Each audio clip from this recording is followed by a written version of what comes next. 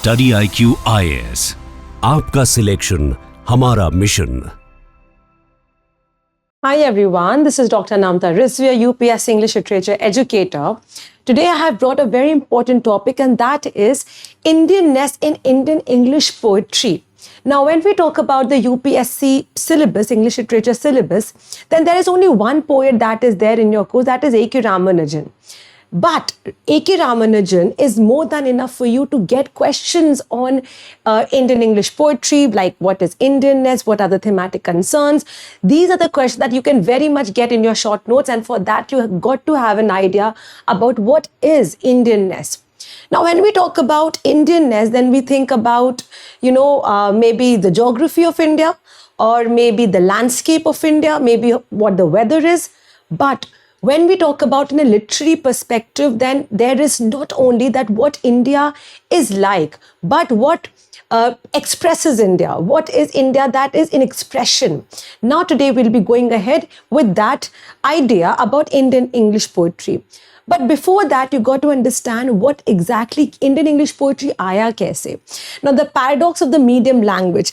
Understand one thing, जब 1947 में Britishers गए यहाँ से, इंडिया से गए, and we got independence, there was a contestation among two sets of people. One, Indian English poets, जो कि English, they were using English as the medium of expression, versus the vernacular language poets. That is the poets that were writing in Marathi, Bengali, Hindi, and so on.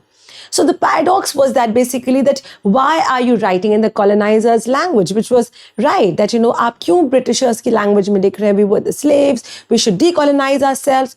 But then the argument that these Indian English poets gave, and that was that now English has been a part of India in the past 200 years, and hence it has deeply embedded within the soil of India, and hence it is our language as well.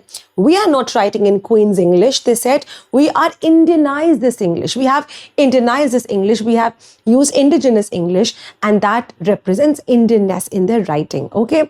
So now the most critical challenge for the post-1950 Indian English poets was the linguistic paradox. As I mentioned, they were using English language, that was a language that was associated with colonizers, the colonial authority, to express a sovereign India. This led to basically that, the contestation, but what argument they gave, what the struggle that they had, how to make an alien tongue reflect the Indian sun and the Indian street. अब ये एक alien language थी. जितनी भी हमारे languages है, vernacular languages है, इनका जन्म ही यहाँ से हुआ. They had their birth within this country. They were born in this country, but English is the country of the West. However, it's still our language. Why? Because हम लोग ने इसे इंडियनाइज कर लिया है, हम लोग इसमें इंडियननेस रिफ्लेक्ट करते हैं. So the goal was to prove that English was no longer a foreign language, a foreign guest, but a primary language of Indian emotion. So now this was quite a burden also on a lot of Indian English poets कि हमें अपने language के through we have to represent Indianness. Now you have beyond exoticism defining authentic. Now Indianness in poetry is often misunderstood as merely writing about temples, snakes, or poverty. No, that's not only Indianness. However, true Indianness is internalized consciousness. That means what do you feel inside? How we are living? What this world, our world that is India represents what for us? So surface Indianness, superficial descriptions of Indian scenes for global audience. Ye surface Indianness or Indianness hai, wherein we try to give them a picture what exactly Delhi is like, or ek village kya hota hai, or how the tribes live in India, and so on. But what is structural Indianness?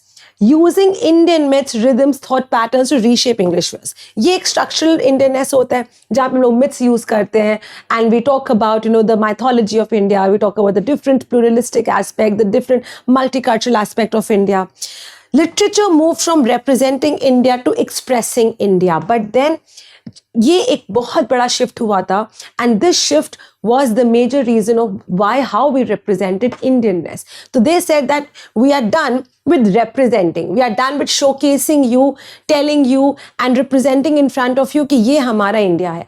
अब हम लोग बताएं कि हम लोग कैसे feel करते हैं, हम लोग एक्सप्रेस क्या करते हैं. So they want to talk about the expressing India. and the gatekeepers of the canon. The early Indian English canons was often accused of being elitist. So there is, of course, a very major debate about it. A lot of people have talked about it. कि जब शुरुआत में Indian English poets आए, so it was very very elitist, मतलब कि कुछ ही set of poets को consider किया जाता था, बहुत सारे लोगों को नहीं किया जाता था. But then of course that is a lot of political aspects in the language. You can understand this, but it is not very relevant for your kind of UPSC course. But yes, it is interesting to know the debates, and you never know what kind of questions can be asked in the interview. So yes, it was elitist, it was upper class, upper caste. It had that sort of an energy with it. So the academic community often validated a specific urban sophisticated class, and that became the Indian English poets. The exclusion, this led to the unjust disqualification of many poets who were a part of it.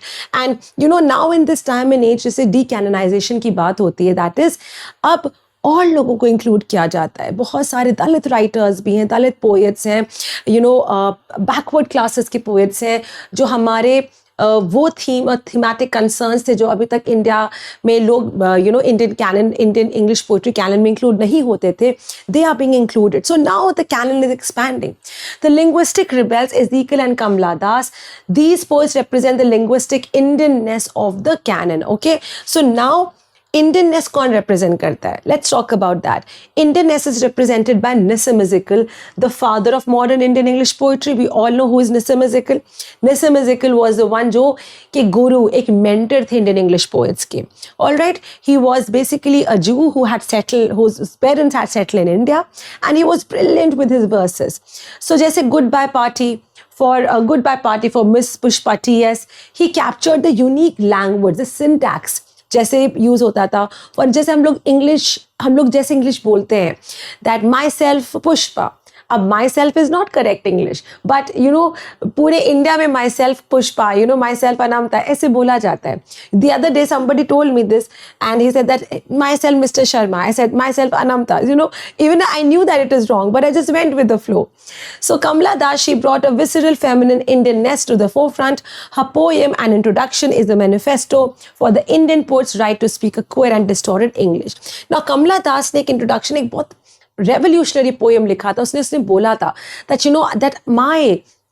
that I know that English is not my language, लेकिन मैं English के साथ अपनी भी absurdity, queerness लाती हूँ, strangeness लाती हूँ, और I feel most comfortable expressing this language. So Ezekiel, Kamla Das, or you have A.K. Ramanujan, Partha Sarthi, all fought for the same. Just A.K. Ramanujan, who is also in your course, he famously bridged the gap between his English and his Kannada. Okay, so he also wrote in Kannada as well as English, and we can see a lot of his Kannada influence in his Indian English writing. वैसे R. Partha Sarthi, his work represents a linguistic exile. He struggled with the feeling that English was a foreign medium and sought to return to his Tamil roots, as seen in Rough Passage. So some poets also said that yes, I need to write in my vernacular language. I need to write in my mother tongue. लेकिन बहुत लोगों से नहीं हो पाया. Why? Because they felt that this language is the best medium for them, and that was okay for them. Then you also have the landscape of silence. Jayanta Mahapatra and Koladkar. Jayanta Mahapatra is a very important Odisha poet, of course, an Indian English poet belonging from Odisha, and he was the first Sahitya Academy Award winner for Indian English poetry. Now he rooted his Indianness. इन्हीं ने अपने Indianness कैसे represent किया है? In the landscape of Odisha, capturing the heavy silence of temples and the weight of poverty. And Arun Koladkar ka Jejuri, that won in 1976 the Commonwealth Prize. Now in his collection Jejuri, he stripped away the spiritual mask of India to show a raw railway station reality where ancient stones and modern text coexist. So it was not only representing the beauty of India, but also the nuances of India, the things that do not develop the rosy picture of India, but also showing every aspect, every layer of India, be it good or be it bad. So that was the representation that Indian English poets gave. Now, in your work it's very important guys, because आपके A.K. Ramanujan, जब you guys will go ahead and take the classes, you want to be a part of it, then you will understand कि कैसे A.K. Ramanujan में अपने river में, अपने और भी poems में उन्होंने कैसे अपने poetry में Indianness लाया है. And challenging the center periphery, the study of Indianness is complete if we only look at the famous names. As students of literature, we must question why certain versions of India are there. So ये सब analytical judgment questions होते हैं guys, analytical assessment इसी को कहते हैं, जब हम लोग what और who और which की बजाय why question करें. Why only this aspect? Why only this kind of India? Why not that India? Okay, so यहाँ पे आता है और exploration. The moment you explore more, the moment you question asking why, that is the point wherein you really understand the aspect, the multi-dimensional aspect of everything that is politicized and talked about. So true Indianness is not monolith, it is a diverse, sometimes messy and always evolving conversation. And our goal is to reclaim the voices that have been lost. And we need to understand that there are many sides of India that have still not been represented. And hence, this becomes a topic of contestation even in your answers. All right. So guys, with this, I'm coming to an end. Let me tell you, 25th May को ये batch खत्म हो रहा है. 14999 का course है. You can use my code AR Live. Description दिया गया है आपको comment section में, in the link box. You can go ahead, understand, and talk to our sale executive. You can look at my videos also, demo videos. Every day 1 p.m. I have my classes. जो भी होता है, whatever, we have good discussions, we have good discourses. And जैसे अगर कोई poem भी है, I explain the poem line by line. I give you guys notes, I guide you on how to go about answer writing. We discuss so many aspects. So it's a very interesting class. If you are a UPS English Literature option subject, do not think twice before enrolling this course. Not only will you learn, but you will also enjoy and develop the love for literature. So yes, I really hope to see all of you in my classes. Bye-bye. Study IQ IAS, आपका selection हमारा mission.